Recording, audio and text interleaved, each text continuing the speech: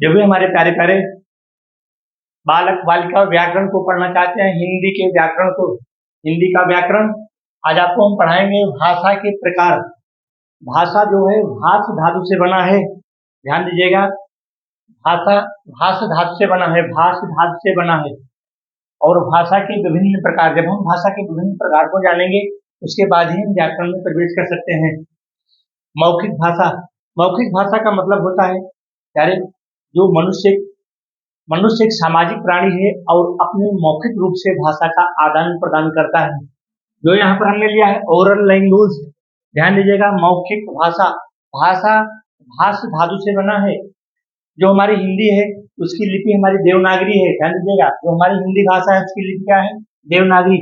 मौखिक भाषा, पहला मैंने ऑप्शन चुना है मौखिक भाषा। मौखिक भाषा का मतलब है मनुष्य एक सामाजिक प्राणी है और अपनी भाषा का वह आदान प्रदान मौखिक रूप से पहले करता था।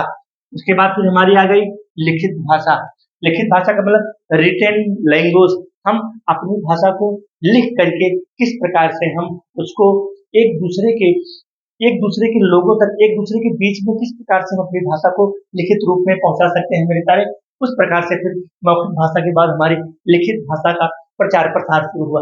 यानी कि हम अपने जो हम मौखिक रूप में बोल रहे हैं उसको हम लिख करके किस प्रकार से उसका हम प्रयोग कर सकते हैं, जो हमारी लिखित भाषा है। ठीक है, तो हमारी जो लिखित भाषा हो गई, जैसे मान लीजिए हमको श्याम पट पर लिखना हुआ, पत्र लिखना हुआ, बहुत सारे जो बड़ी बड़ी बुकें हो गई, काव्य हो गए, महाकाव्य हो गए, तो उस प्रकार से हमको लिखित भाषा का जब हमें ज्ञान हुआ तो हम लिखित भाषा की ओर जो है हम प्रवेश करने लगे। जैसे मान लीजिए हमारे पुस्तक हो गई, बड़ी बड़ी पुस्तकें हो गई, रामचरितमानस हो गया, पद्मावत हो गया, बड़े बड़े काव्य हो गए, समाचार पत्र हो गए। तो फिर क्या हुआ, हमारा लिखित भाषा का प्रचार प्रसार शुरू हुआ। पहले मौखिक भाषा का प्रचार प्रसार होता था, क्योंकि आज जब देश आजादी के पहले 1000-1500 वर्ष पहले मौखिक भाषा का ही प्रयोग होता था। धीरे धीरे जब लिखित भाषा का प्रयोग हुआ तो क्या हुआ, हमारा ओरल लैंग्वेज, फिर रिटन लैंग्वेज, उसके बाद हमारा क्या आता है सांकेतिक भाषा।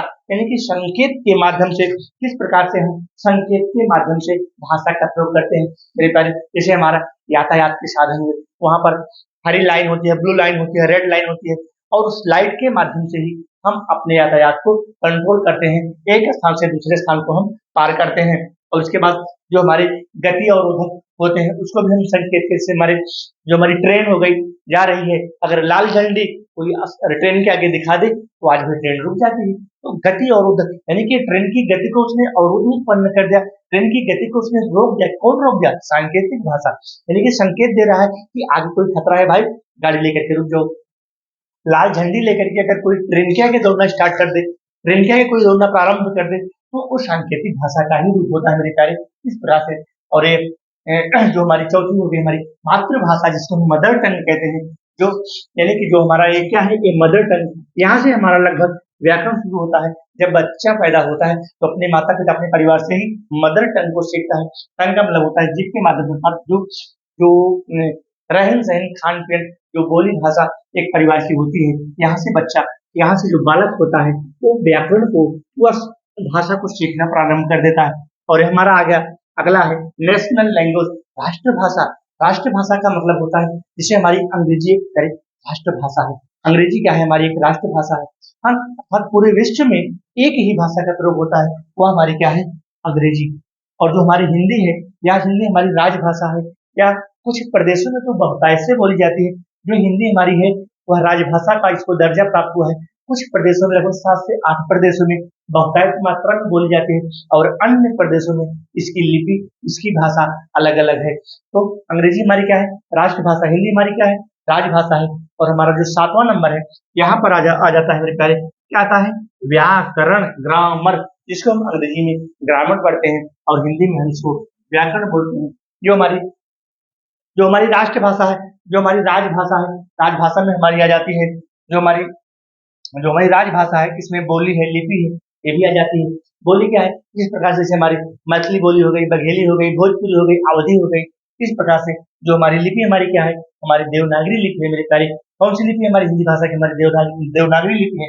और हमारी बोली कौन है? इस प्रकार से जब हम लोग ये जो हमारा अवध का प्रांत है, ठीक है, यहाँ पर अवधी बोली जाती है। अवध का प्रांत जो अयोध्या हो गया, फैजाबाद हो गया, प्रतापगढ़, रायबरेली, सुल्तानपुर, और उसके बाद जो खड़ी बोली का क्षेत्र जो हमारा दिल्ली और मेरठ के आसपास का जो क्षेत्र हमारी खड़ी बोली का क्षेत्र, तो खड़ी बोली हो गई, मैथिली हो गई, भोजपुरी हो गई, मगही हो गई, ये हमारी क्या है बोलियां।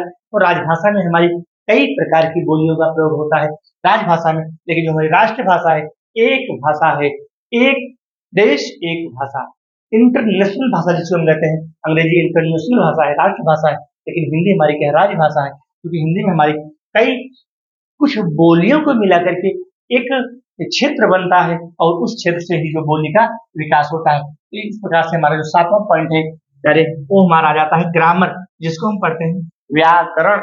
व्याकरण जिसको हम क्या पढ़ते हैं, व्याकरण पढ़ते हैं। और जो व्याकरण के हमारे प्रमुख अंग हैं वो हमारे व्याकरण के 4 प्रमुख अंग है, वर्ण विचार, शब्द विचार, वाक्य विचार और रूप विचार। यानी इसको हम आपको अगले वीडियो में लेकर के पढ़ेंगे, एक एक टॉपिक को, एक एक यूनिटी को हम आपको बिल्कुल क्लियर करेंगे और इस प्रकार से व्याकरण आपको पढ़ाएंगे कि आपको फिर जीवन में ट्रिक का प्रयोग नहीं करना पड़ेगा, क्योंकि ट्रिक क्या है, शॉर्ट वीडियो है। तो चीजों को मेरे प्यारे, चीजों को समझने की कोशिश करो। मौखिक भाषा, लिखित भाषा, सांकेतिक भाषा, मातृभाषा, राष्ट्रभाषा, राजभाषा, फिर लास्ट में 7वें नंबर पर व्याकरण आता है। 7वें नंबर पर व्याकरण आता है प्यारे, 7वें नंबर से हम हिंदी भाषा में प्रवेश करते हैं। यहाँ से हम सीखेंगे, क्या सीखेंगे हम यहाँ पर हम वर्ण सीखेंगे, शब्द सीखेंगे, वाक्य सीखेंगे, फिर वाक्यों का प्रयोग सीखेंगे, पद सीखेंगे, पदबंध सीखेंगे, तब हम व्याकरण में प्रवेश करते हैं। इसलिए हमने आपको बेसिक चीजों को बताने की कोशिश किया और अगले वीडियो में आपको लेकर के हम उपस्थित होंगे। क्या, वर्ण विचार, फिर शब्द, पहले हम वर्ण के विभिन्न प्रकार बताएंगे, फिर शब्द के विभिन्न प्रकार बताएंगे, फिर हम वाक्य के विभिन्न प्रकार बताएंगे। उसके बाद जो रूप विचार होता है तो हम धीरे धीरे अपने व्याकरण को आगे पढ़ाएंगे। मेरे प्यारे, अगर हमारा वीडियो आपको अच्छा लगे तो लाइक और सब्सक्राइब करें जरूर करना। बाकी की चीजें हम नेक्स्ट वीडियो में लेकर के आपके सामने उपस्थित होंगे। धन्यवाद।